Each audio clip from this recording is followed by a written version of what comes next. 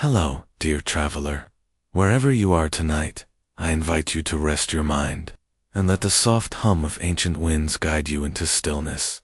Tonight, we wander quietly through time and stone to a place hidden deep within the desert, tucked away in the red cliffs of what is now Jordan. A place once alive with voices, camels, and carved marvels. And now, it sleeps beneath the stars, silent, still, and waiting. It is called Petra, the lost city of stone, a city built by hands, long gone, but not forgotten, carved not just into rock, but into the memory of the earth itself. As you listen, you may find yourself drifting gently, through canyons washed in pink light, past temples and tombs, worn smooth by centuries of quiet. Let your breath slow. Let your thoughts soften. Let Petra whisper you to sleep. Chapter 1. The Desert Whisper's estimated runtime, 3 to 4 minutes long before Petra was a city. The desert itself was already singing. Imagine this: vast silence, endless stretches of rust-colored sand and stone, mountains like sleeping giants, softened by wind and time by day. The sun blazed across the Wadi Musa Valley, making the air shimmer like a mirage. But at dusk, everything turned quiet and golden, and when the stars appeared, bold and bright, the cliffs glowed softly, like embers. It was in these hushed hours that something unseen was always at work. Tiny grains of sand carried on desert breezes, slowly shaping the rock, carving, smoothing, whispering. They say wind has memory, and in Petra, it remembers everything. The path that leads to Petra is called the Sick, a narrow gorge, tall and twisting, with walls that rise like curtains of pink and rose. Walking through it is like entering a secret. Every footstep echoes, gently. Every breath feels sacred. Thousands of years ago, even before a single building was carved, this place was already sacred, and the desert had already begun telling its story. Chapter 2. The Nabateans arrive. Estimated runtime, 4-5 minutes long before Petra became a city of grandeur and legend. Its cliffs stood in quiet anticipation, waiting for the hands that would shape them into stories. And then quietly, like travelers who belonged to the wind, the Nabateans arrived. They were not conquerors, not warriors, nor kings of empires. They were nomads, people of the desert, deeply in tune with silence and stone. They wandered with camels through great distances, moving across Arabia, Syria, and beyond. Traders, mostly, carrying frankincense and myrrh, silk and spices, treasures from faraway lands. But what they carried more than anything was knowledge. Knowledge of the desert, of stars, of roots, of hidden springs. And when they came to this place, this hidden valley, with its protective cliffs and cool crevices, they chose to stay. Here, the Nabateans would build, not with bricks, but with the mountains themselves. They carved, slowly, deliberately, making homes, tombs, and eventually temples, all out of the living rock. But in the early days, it was simple. A small trading post, tents beside streams, campfires flickering against the rocks, camels resting beneath the moon. And each year, more came. Merchants, artisans, guides, healers, people who understood the rhythm of the land and respected it. There were no grand gates to Petra then, just the open desert and a welcoming canyon. Chapter 3. A city, carved in stone. Estimated runtime, 5 to 6 minutes over time. The whispers of Petra grew into something grand. What began as a gathering place for traders slowly became a city, like no other. But it wasn't built upward. It was carved inward. Imagine standing before a mountain and watching as doorways appear in the stone. Not wooden doors, not brick walls, but entire buildings emerging from the cliffs themselves. This was Petra. The Nabateans didn't just build structures, they revealed them. like sculptors chipping away to uncover something already hidden in the stone. The most famous of these is called Al-Khazna, the treasury. But don't think of a modern bank. Think of a temple, towering, silent, mysterious, with columns, carvings, and niches, all hewn from the rose-red mountain face. And just beyond, deep within the valley, there are hundreds more tombs with grand facades, houses carved like caves, stairways that go nowhere, and a place they called the monastery, a massive shrine, hidden high in the hills. But even in their grandeur, Petra's buildings were never loud. They blended with the land. Sunrise would paint them in soft pink, and as the light faded, they would return to shadow. The city seemed to breathe with the mountains, and even in its busiest days, Petra always carried a kind of stillness, a calm carved into its very walls. Chapter 4. Water in the Desert Estimated. Runtime, 4 to 5 minutes. In a land where rain falls like a whisper, and the sun rules the sky for most of the year, the very idea of water can feel like a dream. And yet, in Petra, the Nabateans made water flow, not just in trickles or temporary pools, but in channels, reservoirs, and fountains. Hidden inside stone, you see, the Nabateans were more than artisans. They were engineers, masters of survival. They studied the cliffs, the slopes, the rainfall, and they built an invisible city beneath the visible one. High in the mountains, they carved channels to collect the rare rain. That water flowed through hidden aqueducts, guided by gravity, shaded from the sun. It trickled into cisterns buried deep in the rock, stored in silence, waiting to be called upon.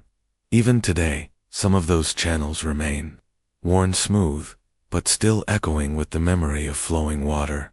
Imagine walking the canyons of Petra and hearing the faintest sound, a distant drip, a soft stream moving through ancient stone.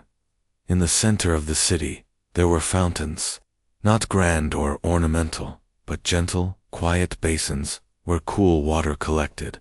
Children might have splashed there in the hottest hours, or filled jars to carry home, sunlight glinting off the surface.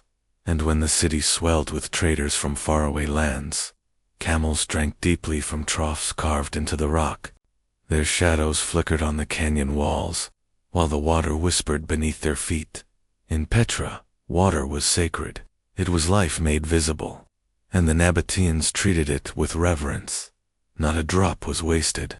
Chapter 5. A Day in Petra. Runtime, 6 to 7 minutes. Let us imagine, for just a moment, what it might have felt like to wake up in Petra on a peaceful morning nearly 2,000 years ago. The air is cool, still touched by the night. The sky is pale gold, and light gathers slowly between the cliffs. You are in a stone home, carved into the mountain itself. Its walls are smooth and cool to the touch, etched faintly with patterns worn by time. Outside, the first sounds begin. A sleepy murmur of voices. A donkey's hooves echo against the stone. The clink of a ceramic jar being filled with water. Merchants begin to stir, opening stalls tucked along the winding stone paths. Baskets of dates, figs, and almonds appear. Colorful fabrics flutter in the breeze, dyed in soft reds, blues, and desert ochre. A woman lays out fragrant spices, cumin, cinnamon, saffron. The scent drifts quietly on the warm air. Children play in the dust, chasing the shadows of doves along the cliffs. In the temple courtyards, a priest lights incense, its smoke curling slowly toward the sky. The prayers are quiet, more felt than heard, and up in the high places, near the monastery or the sacred altars, some go to sit, to be still, to listen to the mountain. The people of Petra lived in harmony with the rock. Their homes and their temples, their marketplaces and their tombs, they all breathed the same quiet breath. Life here was not hurried. It followed the rhythm of stone and sun. Even the shadows moved slowly. Chapter 6. The Fall and the Silence. Estimated runtime, 4-5 minutes, even the strongest stone cannot hold back time forever. For centuries, Petra thrived. Merchants came from distant lands, from the far corners of Rome, from the Red Sea, from Arabia and Egypt. Languages mixed in the marketplace. Gold exchanged hands in quiet deals beneath the cliffs. But slowly, the winds of change began to blow. The world shifted. New trade routes opened, routes that no longer passed through Petra. The desert trails grew quiet. Then came Rome. In the year 106 CE, Petra was annexed by the Roman Empire. There were no great battles, no fires or invasions, just a change of rule, and the beginning of a long, slow sleep. The Romans brought their own ways. They built a theater, paved some roads, added columns in their own style, but spirit carved, not constructed, remained. Time continued its work. Quietly, steadily, an earthquake struck, then another. Some of the great facades cracked, tombs collapsed inward, water channels broke, and the desert began to reclaim what had once been held back. And then, the people left. No one knows exactly when. But one day, there were no voices in the valley, no footsteps in the sick, no incense in the temple, only stone and silence. The city faded from maps, from stories, from memory. The wind swept the canyons, again, uninterrupted. The shadows stretched across empty courtyards. But Petra did not vanish. She simply waited. Chapter 7. Rediscovery. Estimated runtime, 4 to 5 minutes. For over 1,000 years, Petra slept, hidden, untouched, known only to the winds, the sand, and the Bedouins who passed by and kept her secret, until, in the year 1812, a Swiss explorer named Johann Ludwig Burckhardt came searching. He had heard whispers of a forgotten city, a valley of tombs carved into mountains, but it was protected, not by walls, but by secrecy. Disguised as an Arab traveler, Burckhardt gained the trust of the local guides. He spoke their language, walked their paths, listened carefully, and one day, they led him through the sick. Can you imagine what he saw? That narrow gorge opening suddenly, to reveal Al-Khazna, the treasury rising like a vision from a dream. For a long moment, he said nothing. He simply looked, and Petra, after centuries of stillness, was seen once more. Word spread, more came. Archaeologists, historians, writers, artists. They wandered her canyons, touched her stone walls, and tried to understand a people whose voices had long since faded. But even as tourists and scholars arrived, Petra remained silent. She never raised her voice. She let them come, and she watched, and she remembered. Chapter 8. Petra today, a stillness, preserved. Estimated runtime, 3 to 4 minutes. Today, Petra is no longer lost. She stands once again, not as a city of trade or temples, but as a memory made visible. Visitors come, quietly. They walk the sick, their footsteps echoing softly as they round each curve. They look up at the great stone facades, and fall, silent. Cameras may click, guides may speak, but Petra does not answer. She simply offers her presence, unchanged, unhurried. At night, the cliffs glow softly in the moonlight. Candles flicker along the path to the treasury, and music drifts like wind through the canyon. The old stones hold the warmth of the sun and the cool of the evening, as they always have. The Nabateans are gone, the Romans, too, the traders, the priests, the children in the marketplace. But Petra remains. Still, patient, beautiful, and if you listen carefully, you might still hear the soft echoes of those who once lived here. Their stories, carved into the cliffs, waiting for someone like you to hear them. In the quiet. Outro. Good night, from Petra. Estimated runtime, 2 to 3 minutes. Sand now. As our journey draws to a close, let your mind rest. You've wandered the silent canyons, touched the cool stone, stood in the shadow of 1,000 years. You've walked where the Nabateans walked, listened to the whispers of the wind through carved doorways, drifted through Petra's past. Like a dream, let the stillness follow you into sleep. You are safe here, among the cliffs and shadows, among the soft echoes and fading footsteps. Thank you for traveling with me. May your dreams be peaceful, your breath slow, your sleep deep, and your heart full of wonder. Good night, traveler. Good night, Petra.